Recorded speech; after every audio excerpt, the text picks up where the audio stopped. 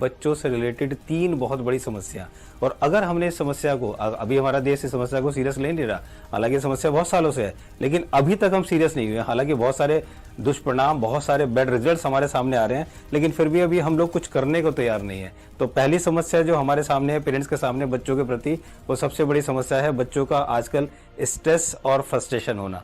और दूसरी हमारी बहुत बड़ी समस्या है बच्चों के प्रति, वो ये है बच्चों के प्रोफेशन और करियर के बारे में हम बहुत परेशान हैं, हर माता पिता परेशान है। और तीसरी समस्या है आज के टाइम में बच्चों से पेरेंट्स के रिलेशन बहुत अच्छे नहीं है। बच्चों को माता पिता को समझ में नहीं आता, माता पिता को बच्चों का समझ में नहीं आता, हर जगह स्ट्रेस फ्रस्ट्रेशन हर जगह है। तो आज ये तीनों समस्याओं का समाधान मेरे पास है, और जो मैं आपको बता रहा हूँ अगर आपने फॉलो किया तो रियली आप देखना कितने जबरदस्त रिजल्ट होंगे, ये मेरा दावा है। दोस्तों, अगर आज के टाइम में अगर आपका बच्चा पढ़ता नहीं है, अगर आपका बच्चा ज्यादा नंबर नहीं लाता है, तो आप अपने बच्चे को ऐसे ट्रीट करते हैं माता पिता जैसे वो बच्चा ना हुआ एक आतंकवादी हो गया। उसको मारते हैं, पीटते हैं, डांटते हैं, टोकते हैं, पता नहीं क्या क्या करते हैं। आपको लगता है कि ये एक सही सोल्यूशन है?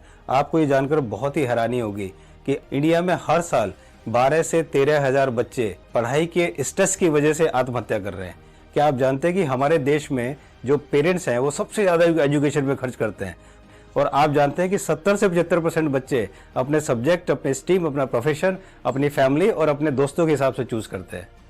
आपको ये जान के और भी हैरानी होगी कि हमारे देश में 85% जो लोग हैं वो 35 से 40 साल की उम्र में जाके उन्हें लगता है कि वो गलत प्रोफेशन में आ गए। तो बताइए, जब इतने सारे लोग 35 से 40 साल की उम्र में जाके उन्हें लगता है कि हम गलत प्रोफेशन में आ गए, तो आखिर एक बच्चा कैसे सेलेक्ट कर सकता है कि मैं किस प्रोफेशन में जाऊं? तो ये जिम्मेदारी एक पेरेंट्स की है जिसको ये निभानी चाहिए कि आज के माँ बाप अपने बच्चे पर इतना पैसा लगाते हैं। एक बच्चा नर्सरी से लेकर 22-23 साल, जब तक वो ग्रेजुएशन, नर्सरी से लेकर ग्रेजुएशन, पोस्ट ग्रेजुएशन, MBA और जो कोई प्रोफेशनल कोर्सेज करता है, 22 से 25 साल लगाने के बाद, 30 से 40 लाख रुपए खर्च होने के बाद, और इतना करने के बाद भी उसको ये गारंटी नहीं मिलती कि उसको 10,000 की भी एक जॉब लग जाएगी।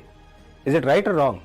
अगर हम 4 व्हीलर खरीदते हैं तो खरीदने के बाद हम उसको चलाना सीखते हैं कि कैसे उसको ऑपरेट किया जाए। अगर हम टीवी खरीदते हैं, अगर हम मोबाइल खरीदते हैं, अगर हम AC खरीदते हैं, अगर हम फ्रिज खरीदते हैं, इस खरीदने के साथ एक मैनुअल आता है। सबसे पहले हम एक मैनुअल पढ़ते हैं। एक हम ओवन खरीद के लाते हैं, ओवन को सबसे पहले मैनुअली पढ़ के हम उसको ऑपरेट करते हैं। लेकिन क्या हमने ये सोचा है कि क्या हमने अपने बच्चे के बारे में कभी जानने की कोशिश करी कि आखिर हमारा बच्चा कैसे ऑपरेट होगा?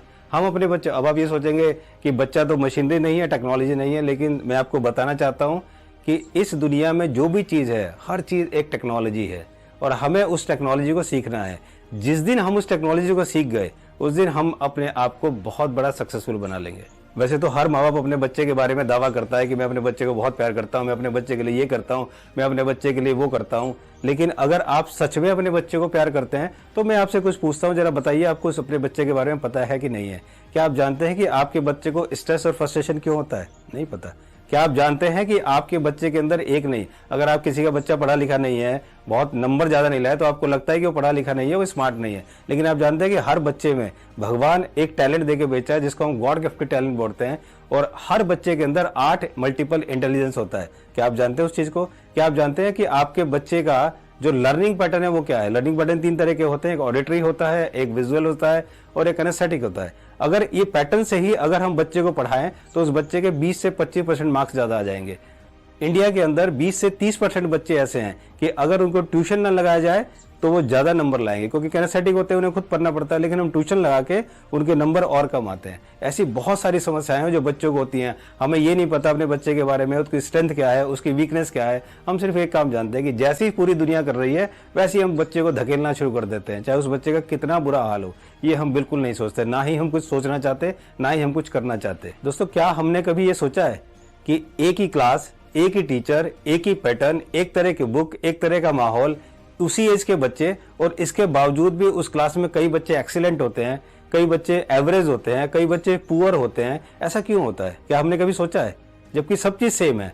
हमने कभी ये नहीं सोचा कि आखिर हमारे बच्चे को इतना स्ट्रेस और इतना फ्रस्ट्रेशन क्यों होता है? हमने कभी ये नहीं सोचा कि आखिर हमारा बच्चा इस चीज से क्यों मन चुरा रहा है, क्यों जी चुराता है, क्यों पढ़ाई में उसका मन नहीं लगता? क्या हमने कभी सोचा है? नहीं सोचा। दोस्तों, मैं आपको कुछ के नाम बताता हूँ जिन्होंने बहुत ज्यादा पढ़ाई नहीं करी लेकिन अपने आप में वो सुपरस्टार है। इनमें सबसे पहले नाम मैं बताता हूँ आपको, धीरूभाई अंबानी जो रिलायंस इंडस्ट्रीज के मालिक हैं, उनकी एजुकेशन 12th पास है। कैलाश कटकर जो कि क्विक हिल टेक के फाउंडर हैं, उनकी एजुकेशन 12th पास है। रितेश अग्रवाल जो कि ओयो रूम्स के फाउंडर हैं, उनकी एजुकेशन 12th पास है। राहुल यादव हाउसिंग.com के फाउंडर जो कि बीटेक ड्रॉप आउट है, कुणाल शाह जो कि फ्री चार्ज के फाउंडर हैं, वो MBA ड्रॉप आउट है, Azhar Iqbal IIT Delhi BTech drop out, Krishneet Arora tech security के founder, he is only 12th class pass. इसके अलावा भी बहुत सारे लोग हैं, जैसे स्टीव जॉब्स जो एप्पल के फाउंडर हैं, वो भी बीटेक ड्रॉप आउट है, बिल गेट्स जो माइक्रोसॉफ्ट के फाउंडर है, BTech drop out, Michael Dell जो कि डेल टेक्नोलॉजी के फाउंडर है, he is also 12th class pass. Apart from this, the founder of Uber, the founder of Twitter, the founder of WhatsApp and the founder of Facebook, founder of Oracle. तो दोस्तों इनके अलावा भी हजारों नाम हैं जो मैं आपको बता सकता हूं, जो आपको दे सकता हूं, जिन्होंने बहुत अच्छी क्वालिफिकेशन ली लेकिन आज वो और सफलता के शिखर पर है। इसका रीजन ये है कि इन सब लोगों ने अपने अंदर अपनी इनबोर्न क्वालिटी को, अपने इनबोर्न टैलेंट को पहचाना और उस टैलेंट को ही इन्होंने अपना पैशन बना के उसको प्रोफेशन में कन्वर्ट किया। और यही रीजन है कि आज वो इतने बड़े स्टार हैं, इतने बड़े लोग हैं। अगर हमने अपनी इनबोर्न क्वालिटी और अपनी इनबोर्न टैलेंट को पहचाना और उसके अकॉर्डिंगली अगर हमने अपने बच्चों को अपनी लाइन दिखाई, उनको लाइन दी, तो देखिए आपके बच्चे क्या कर जाएंगे। अब सबसे बड़ा सवाल दोस्तों ये उठता है कि आखिर हमें कैसे पता चले कि हमारे बच्चे के अंदर इनबोर्न टैलेंट या गॉड गिफ्टेड टैलेंट क्या है। तो इसका जवाब है DMIT fingerprint test. DMIT stands for dermatoglyphic multiple intelligent test. दोस्तों ये वो टेस्ट है जो बच्चे के फिंगरप्रिंट से लिया जाता है और ये टेस्ट हमारे बच्चे का ये बताता है कि बच्चे की स्ट्रेंथ क्या है, बच्चे की वीकनेस क्या है, बच्चे के अंदर कितनी मल्टीपल इंटेलिजेंसीज है, बच्चे की पर्सनैलिटी क्या है, बच्चे को किस सब्जेक्ट्स में जाना चाहिए, बच्चे को किस प्रोफेशन में जाना चाहिए, बच्चे को कौन से स्ट्रीम में जाना चाहिए। ये सारी समस्याओं का समाधान ये टेस्ट है। This globally recognised science of DMIT fingerprint test, ये जो है पूरे विश्व में बहुत से कंट्रीज हैं, मोर देन 160 प्लस कंट्रीज हैं वर्ल्ड में जो कि इस टेस्ट को यूज करती हैं और उसके हिसाब से अपने जितने भी बच्चे हैं उनको प्रोफेशन में जाने के लिए या उनके करियर सिलेक्शन में बहुत कुछ गाइडेंस इनसे मिलता है। कि जब एक बच्चा माँ के गर्भ में पलता है तो 13 से 21 वीक्स के बीच में उसके ब्रेन का डेवलपमेंट होता है and during the same period उसके फिंगरप्रिंट्स भी डेवलप होते हैं। यूएस के डॉक्टर्स ने डिस्कवर किया कि कुछ बच्चे जो कि बिना ब्रेन के पैदा हुए, अगर उनको देखा तो जिसके बच्चे के ब्रेन नहीं था उसके फिंगरप्रिंट्स भी नहीं थे।